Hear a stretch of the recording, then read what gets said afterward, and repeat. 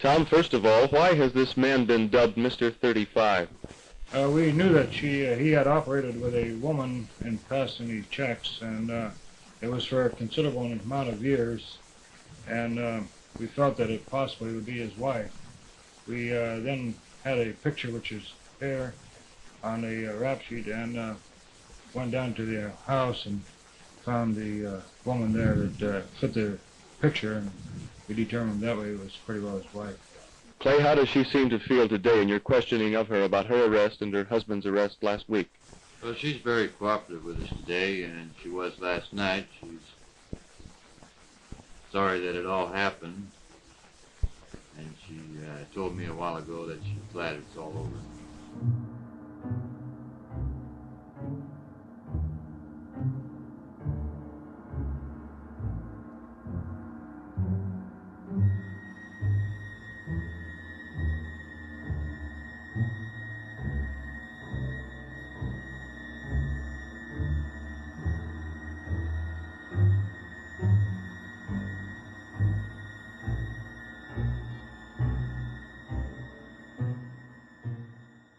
Well, we have criticism from labor unions because we don't put an acreage limitation in the contract. That's like trying to build a school and or sell a school bond issue and put curriculum in the school bond issue. You would never build a school if we did that, because everybody would differ as to how it should be, how the school should be operated.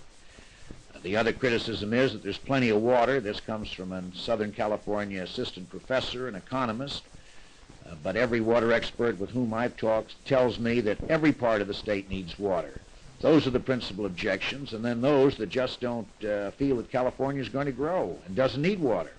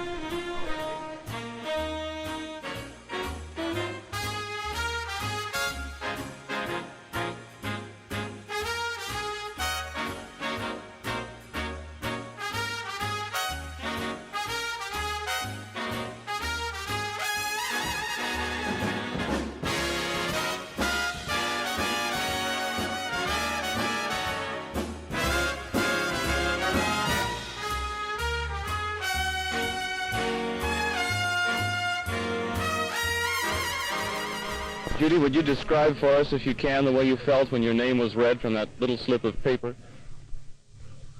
That, I think, everybody always wants to ask that question, and it's really almost impossible to say. You just don't know what's happening. I mean, you could say you get completely shocked and everything, which I was, but I don't know. It's just a wonderful feeling. You must have had some indication that you had a pretty good chance among the leaders.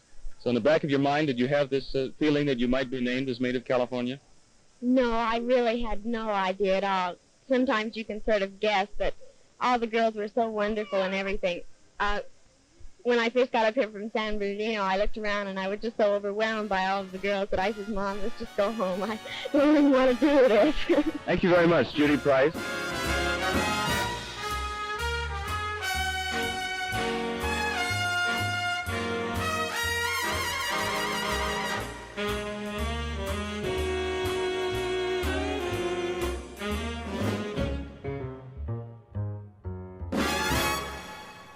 This is Ruth Blundell, who certainly could pass for the girl or the housewife next door. But her life for these past 5 years has been completely different. She has become known in state criminal circles as Mrs. 35, the wife of the notorious Mr. 35, a man captured over the weekend in Oklahoma City. A man who has left a trail of checks all over the West, amounting to more than $200,000 during the past 5 years. A man and a woman who, it seemed, law enforcement officers could never catch. We'll hear her story after this. Ruth, when and where did your career as Mrs. 35 begin? It began in August of 1956. That's when I met my husband. And I met him at the Marjan Dance Studio in Fairfield. And about 4 weeks later, I started cashing checks. Well, now, how did this come to pass? Did he force you to do it? Did you have to do it? Well, it wasn't a physical force. I'd say it was a mental force. I was in love with him, and I thought I had to do it. Had he been cashing bad checks before this? I have just found out that he had for approximately a year before.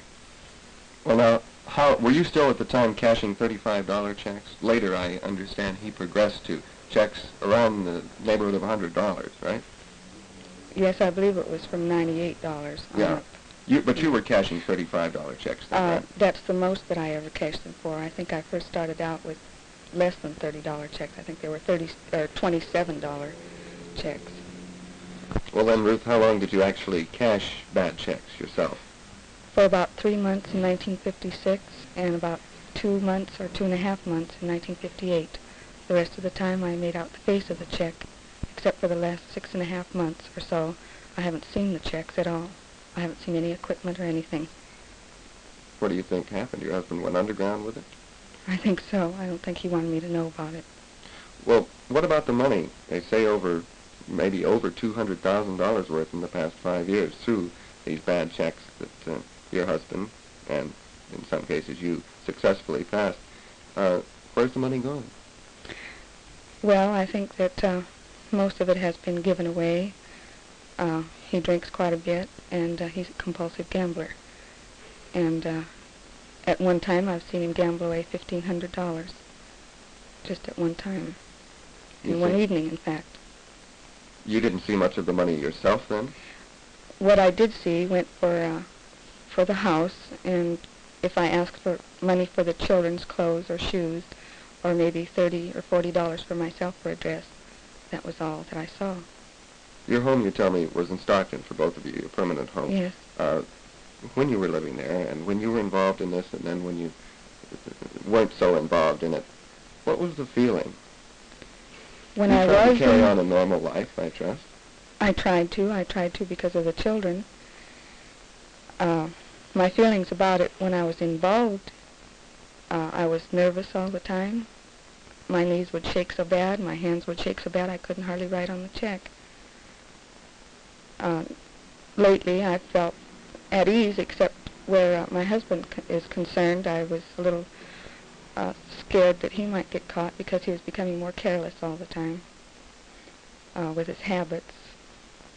Whenever he cashed a check, he was more careless. He was usually pretty well inebriated.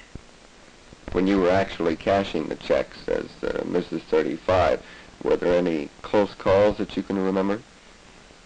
Yes, I did. In Roseville, we had been cashing checks all day, and I went into this one store, and they gave me a bad time, but they did cash the check. And when I went out, I was followed.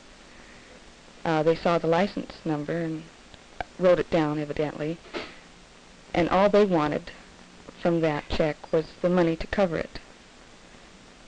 So we did, and not too long after that, I'd say 3 or 4 months after that, a detective came to the door and asked for me under the name that I had used cashing the check, and he didn't have any idea that it was me he was looking for, and I never heard anything more after that, but that was the closest I think I've ever come, except from what I've been told now, that I did come close without knowing it.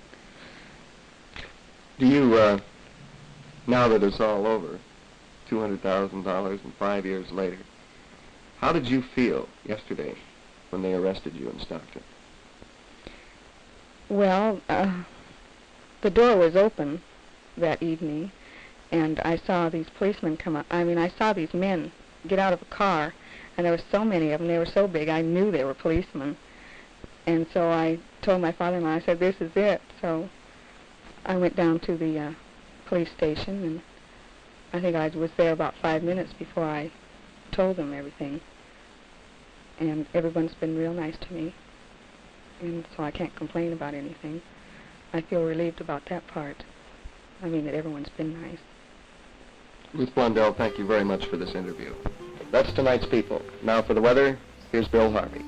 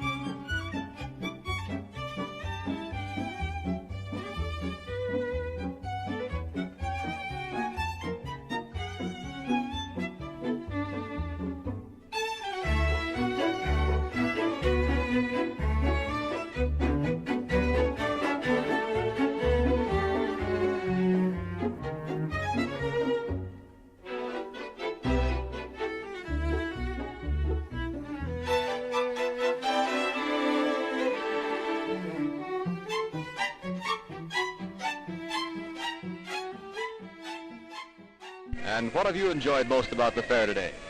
Well, just being out, as I said before, but I don't know, just being out in a fair. I've always liked fairs, no matter they're little ones or big ones. The fairs just seems to be exciting to me. Have the kids enjoyed it? Oh, yeah, the kids always enjoy a fair. We haven't told them yet there's a carnival here. They'll be there all the time. Thank you. What have you enjoyed most about the fair today? Well, I've been here today with my 2 grandchildren, and we have spent the day seeing the things that they were interested in. I have my son with me, and they were interested in the animals, both the stuffed animals and the wild animals. And what have you enjoyed most about the fair this year? Well, Children's Day is always fun with me. I brought our children yesterday, and we toured the place from 10 to 4 and saw all the beautiful exhibits and all the lovely commercial exhibits and so forth, and enjoyed ourselves very much. I think it's a very great state fair this year, as always. Thank you. Thank you.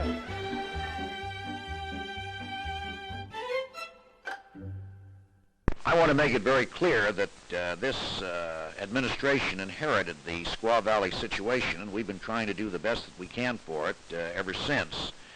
The Winter Olympics were magnificent. They were great, but in order to put them together, there was a tremendous amount of waste and hurried management, and now that we're trying to build a real state park up there, we are running into great difficulty. we're trying to salvage the situation, and we're going to do it, and it's going to be one of the best state parks we have. But in the meantime, we have to repair the barracks, the pipes under the ice rinks, and we have to do a great many other things, contracts that were entered into prior to my taking over in January 1st, 1959.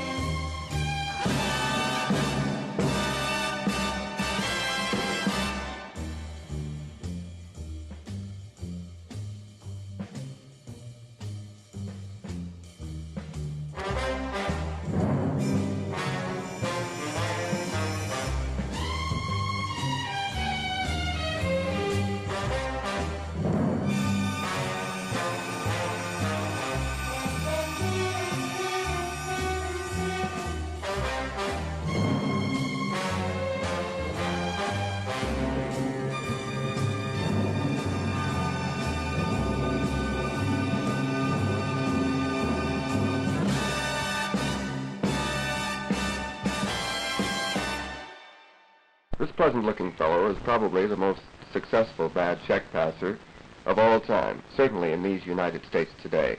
This is Mr. 35, 31-year-old Bobby Blundell of Stockton, who during the past 5 years has left a $200,000 trail of bad checks in these western states by passing checks in the amount of $35 in the neighborhood of $100 and $150.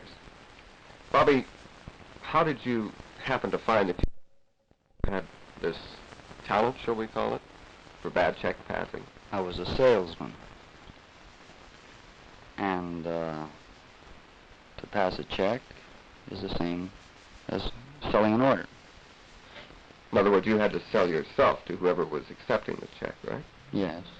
You sold each check. This is an interesting thought. Weren't you a little bit, you must have been very nervous at first. No, at the last. Why? Well, at first it didn't seem that I was involved in, didn't seem that I was really doing anything too wrong until I realized the amount of money that was to be made, and then I realized that somebody must have a make sheet on me someplace.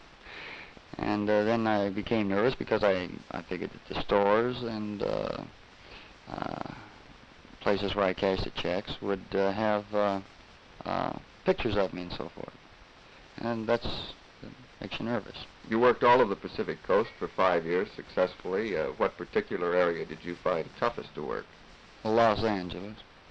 People aren't as willing to go along with an honest face or an honest appearance there.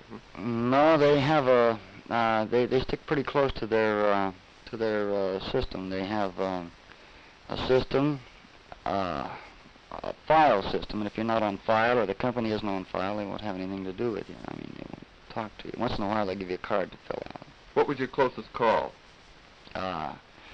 My closest call without being caught was right here in Sacramento at the Pantry Market. What happened then, Bobby? How close did you come? The manager recognized the check as a fictitious check, and so I picked up my check, my identification, and left. I knew I only had a very few minutes to get away, and which is very true. They were pretty close, I guess, and that's the closest one that I've ever had. Did you ever carry a gun when you... Certainly not. There was... Why would I do that? You mean go in and lay the check down the 45 alongside of it and say cash it? No, but weren't you ever concerned with apprehension? In other words, what was your philosophy about being apprehended? Well, I certainly wasn't going to hurt anybody to keep from being apprehended. You didn't feel desperate then, by any means? Well, now, physically, I mean, when I left the pantry, the man was pretty close behind me, and I would have had a pretty good advantage on him when I came around a corner, and then I stood behind a bush, and if he would have stepped on around there, why, then it would have been him and me. It would have had to be that way. But as far as hurting him with a gun or a club, no. You were picked up in Oklahoma City. Was this an indication that you were moving your operation from the West Coast to the Midwest? Yes, I figured that I had just about run out of luck out here. After 5 years? 5 years. Indeed. What about the money, Bobby? $200,000 in 5 years? Have you spent it all? Yes, it's all been spent. If I were to put forth the effort in any honest project, I would have been a rich man today, but the money comes so easy and it goes that easy. And, you gamble it away and live it away. You like gambling? Well, I'm not a compulsive gambler, but I like to gamble. What about your wife's involvement in this? How do you feel about that? Well, anything my wife had to do with it is entirely my fault. I mean, I didn't twist her arm to do it, but she didn't at first really know what she was doing. In fact, she couldn't understand why she couldn't take all the checks into one store. And so finally, after a while, she understood that she was doing the wrong thing, but we were together, and that was what mattered, I guess. After 5 years of successful forging, and with prison ahead of you now, I'm sure you've developed some sort of philosophy about your career, haven't you? Well, as I said before, if I would have devoted as much time and put out as much energy in any honest project as I have in this business, because I have worked hard at it, I would be a successful businessman in whatever venture that I went into. But as it is, I'll go to prison or whatever and take advantage of that time to learn something where I can make a good living, and then I wouldn't have to cash checks anymore. I guess that's just about it. It just doesn't pay off in the end because this is the end and I haven't got a dime. Bobby Blundell, Mr. 35, thank you. For Sunday Report, that's it. Stand by now for weather.